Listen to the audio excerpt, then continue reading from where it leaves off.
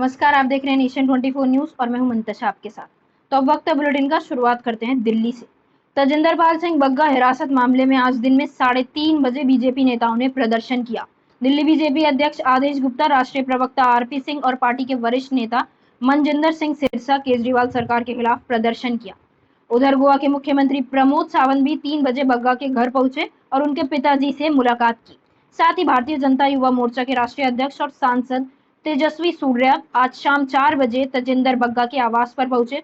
प्रदेश भाजपा ने तजिंदर सिंह बग्गा की गिरफ्तारी के विरोध में शुक्रवार की शाम आम आदमी पार्टी मुख्यालय पर प्रदर्शन किया। इस दौरान पुलिस ने आप कार्यालय से पहले उन्हें अवरोधक लगाकर रोक दिया। हालांकि कुछ भाजपा कार्यकर्ताओं ने अवरोधक पार करने की कोशिश भी की, तभी पुलिस ने भाजपाइयों को हिरासत में लेकर आईपी स्टेट थाने ले गई।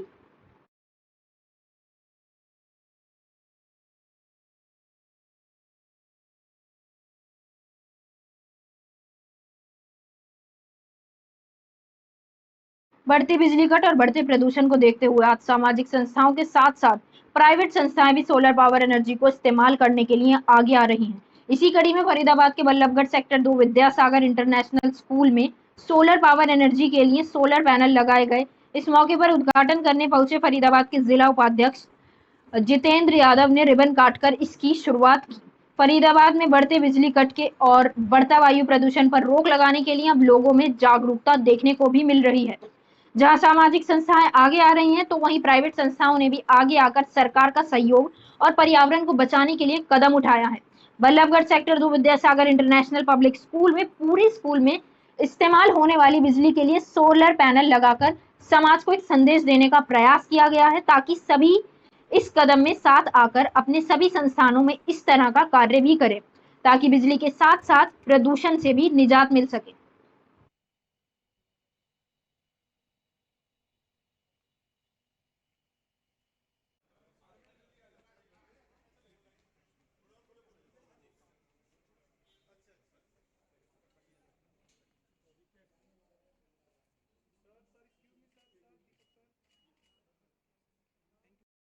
पृथला विधानसभा के फतेहपुर बिल्लौच गांव में सर्वोदय हॉस्पिटल के तत्वाधान में ई क्लिनिक का शुभारंभ किया गया, जिसका मुख्य रूप से फरीदाबाद के जिला उपाध्यक्ष जितेंद्र यादव ने रिबन काटकर शुभारंभ किया।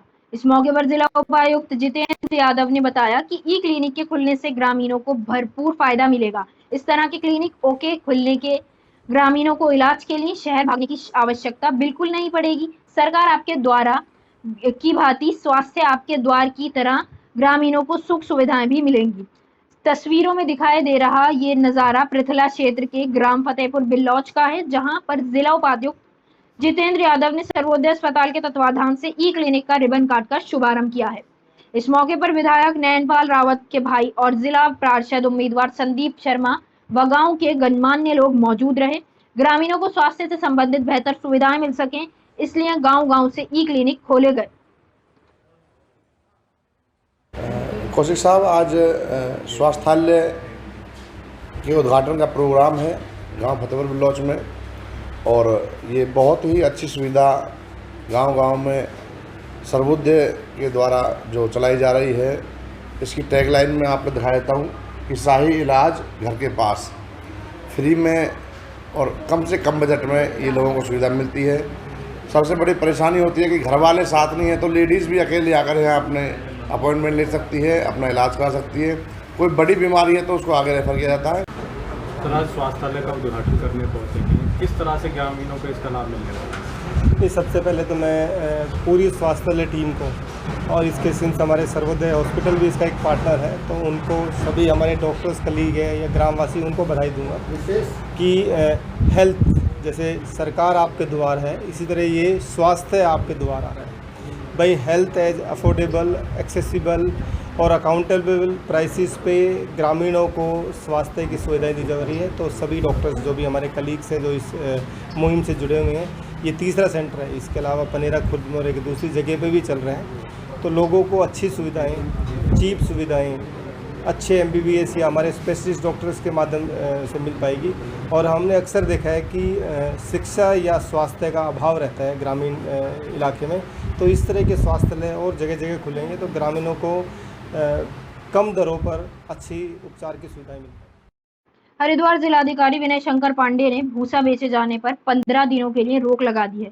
उनकी जानकारी के अनुसार पशुओं के सूखे चारे के रूप में उपयोग किए जाने वाले गेहूं के भूसे की अत्यंत कमी है और व्यापारियों द्वारा भूसे को बड़ी मात्रा में अनावश्यक रूप से भंडारण किए जाने के कारण उत्पन्न विकट परिस्थितियों में पशु स्वामियों द्वारा बड़ी संख्या में पशुओं को परित्यक्त किए जाने से सड़क परिवहन में अवरोधक आ रहा है।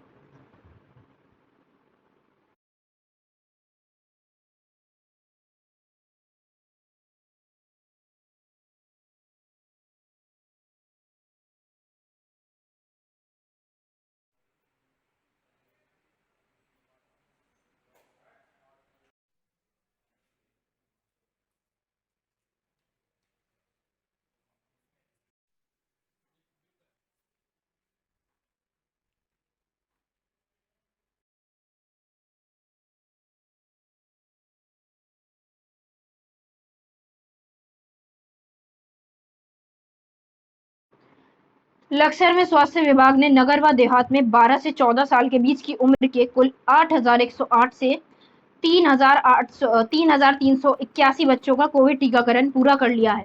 आज भी नगर में 4 और देहात में 17 सेशन साइट पर बच्चों का टीकाकरण किया गया।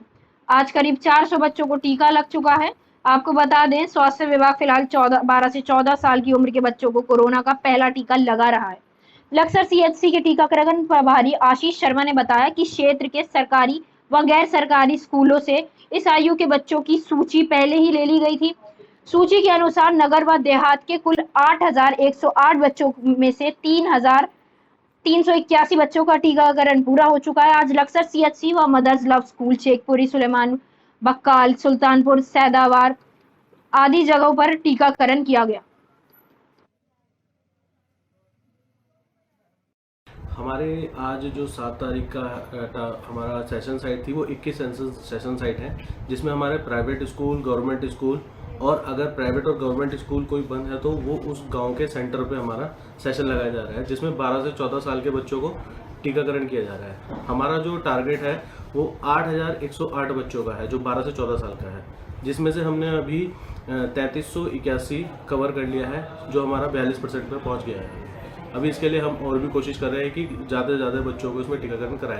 लक्सर तहसील क्षेत्र में तालाबों की नए सिरे से पैमाइश होगी। पैमाइश में कहीं तालाब की भूमि पर अतिक्रमण हुआ मिला तो प्रशासन तत्काल अतिक्रमण हटाकर अतिक्रमण करने वाले पर कार्रवाई भी करेगा। एसडीएम ने लक्सर के लेखपालों की बैठक लेकर 2 सप्ताह के भीतर सारे तालाबों के बारे में रिपोर्ट तलब की है। आपको बता दें, लक्सर के नवनियुक्त एसडीएम गोपाल राम बिनवाल ने तहसील के सभी लेखपाल व राजस्व निरीक्षक को अपने कक्ष में बुलाकर बैठक भी की। बैठक में एसडीएम ने कहा कि उन्हें लक्सर व खानपुर क्षेत्र के कई गांवों में तालाब की सरकारी भूमि पर ग्रामीणों द्वारा अवैध कब्जे पर स्थायी या फिर अस्थायी निर्माण किए जाने की उन्हें लगातार शिकायतें भी मिल रही हैं। गांव के अलावा नगरीय क्षेत्र में भी तालाबों पर अवैध कब्जे की जानकारी उन्हें दी गई है। कहा कि तालाबों की भूमि पर अतिक्रमण अत्यंत गंभीर मसला है। नैनीताल हाईकोर्ट व सुप्रीम कोर्ट में भी तालाबों के अतिक्रमण को मुक्त कराने के आदेश दिए जा चुके हैं। एसडीएम ने हर सर्किल के गांवों में तालाबों की संख्या, उनकी चौहद्दी तथा क्षेत्रफल की पूरी रिपोर्ट तैयार कर अगले 15 दिन के भीतर मुख्यालय पर जमा कराने के आदेश भी दिए हैं। यहाँ पर मुझे कुछ शिकायतें मिली थी कि जो जौहर की ज़मीन है, तालाब की ज़मीन है, उसमें अतिक्रमण किया गया है। उस अतिक्रमण को चिन्हित करने के लिए जो यहाँ के क्षेत्रीय लेखपाल है उनको बुलाया गया था और उसके साथ साथ नायब तहसीलदार को भी निर्देश दिया है कि 15 दिन के अंदर वो इसकी रिपोर्ट प्रस्तुत करें और ऐसे स्थानों पर जहाँ पर अवैध अतिक्रमण है उसको चिन्हित करते हुए उसको हटाने की कार्रवाई की जाएगी। उत्तराखंड के ग्राम थला तड़ियाल तहसील सल्ट जनपद अल्मोड़ा में बीती 2 मई को अनुसूचित जाति के दूल्हे की सरवनों द्वारा घोड़ी से जबरन नीचे उतारने के मामले पर अनुसूचित जाति समाज के लोगों में आक्रोश व्यक्त है और मामला लगातार तूल पकड़ता जा रहा है। यहाँ तहसील पहुंचकर अनुसूचित जाति के विभिन्न संगठनों ने, पदाधिकारियों एवं कार्यकर्ताओं ने तहसीलदार के माध्यम से मुख्यमंत्री पुष्कर सिंह धामी को ज्ञापन भेजकर दूल्हे को जबरन घोड़ी से नीचे उतारने वाले दोषियों पर तत्काल कार्रवाई की। अनुसूचित जाति समाज के पदाधिकारियों ने साफ तौर पर कहा कि मौजूदा समय में अनुसूचित जाति के लोगों पर अत्याचार बढ़े हैं।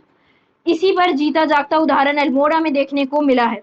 पदाधिकारी ने स्पष्ट रूप से कहा कि यदि मुख्यमंत्री जल्द से जल्द अनुसूचित समाज के मौलिक अधिकारियों को ध्यान में रखते हुए घटना से लिप्त सभी दोषियों के विरुद्ध उचित कानूनी कार्रवाई नहीं करते तो अनुसूचित समाज आंदोलन करने को बाध्य है।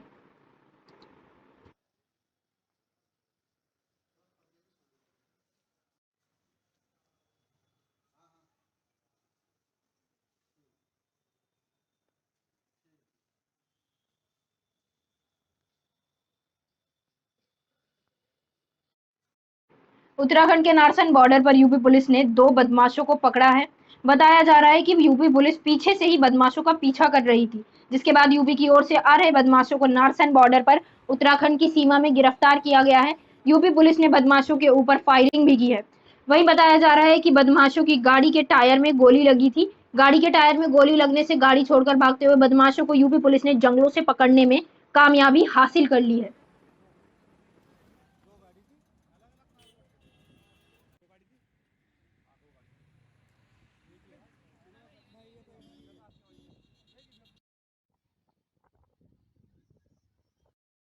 उत्तराखंड में चारधाम यात्रा का आगाज हो चुका है। इसी कड़ी में टिहरी एसएसपी नवनीत भुल्लर ने यात्रा में ट्रैफिक से लेकर सुरक्षा और पुलिस से जुड़े तमाम इंतजामों को मुकम्मल रखने के लिए स्थानीय व्यापारियों के साथ बैठक की है। इसी दौरान उन्होंने कारोबारियों से सुझाव लेकर कई महत्वपूर्ण निर्देश मुनि की रेती पुलिस को दिए। साथ ही कैंपिंग के जरिए नशा परोसने वाले संचालकों के खिलाफ केस दर्ज कर उन्हें जेल भेजने के सख्त निर्देश भी दिए गए हैं। तपोवन पुलिस चौकी में एसएसपी नवनीत भुल्लर ने होटल, राफ्टिंग व अन्य व्यवसाय से जुड़े लोगों के साथ बातचीत भी की है। उन्होंने व्यवस्थाओं को दुरुस्त रखने में कारोबारियों से सुझाव लेते हुए शिकायतें भी की हैं। उन्होंने बताया कि क्षेत्र में किसी भी सूरत में रात 10 बजे के बाद डीजे बजाने की अनुमति बिल्कुल नहीं है। तपोवन में संवेदनशील साई घाट पर सैलानियों की सुरक्षा के लिए सीसीटीवी कैमरे लगाए गए हैं। स्नान के लिए आज से खतरनाक गंगा घाटों और तटों पर चेतावनी बोर्ड लगा दिए गए हैं। लीज पर लेकर होटल, रेस्टोरेंट और गेस्ट हाउस आदि संचालित करने वालों को सत्यापन किया जाए। जिस तरीके से कि प्रदेश में चारधाम यात्रा हमारी शुरू हो गई है, तो उस संबंध में ही मुनि की रेती क्षेत्र में जो हमारे स्टेक होल्डर्स हैं, जैसे होटल एसोसिएशन है, व्यापार मंडल है, राफ्टिंग वाले जो व्यवसायी हैं और जो बाकी स्टेक होल्डर्स हैं, इनके साथ ये जो मीटिंग करी गई, इसमें इनकी क्या समस्याएं ये फेस कर रहे हैं और इनकी तरफ से क्या सुझाव हैं, और जो सुझाव ऐसे व्यवहारिक हैं जिनको कि इन्फोर्स करके व्यवस्था में सुधार किया जा सकता है, उस पर चर्चा की गई। और कुछ बिंदु जो सामने आए हैं उन पर निश्चित तौर पे अगले 2 दिवस के अंदर ही पुलिस कार्रवाई करेगी। फिलहाल इस बुलेटिन में मेरे साथ इतना ही। नमस्कार।